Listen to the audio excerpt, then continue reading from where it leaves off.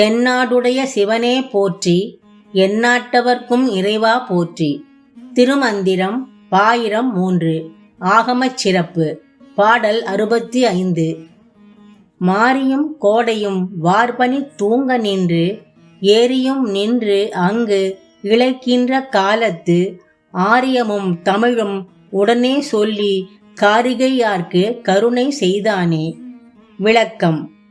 மழைக்காலம், கோடைக்காலம், பனி பெய்யும் குளிர்காலம் என எல்லா காலமும் ஏரிகள் எல்லாம் நீர் வற்றி அனைத்தும் யுகங்களின் முடிவான ஊழிக்காலத்தில் அழியும்.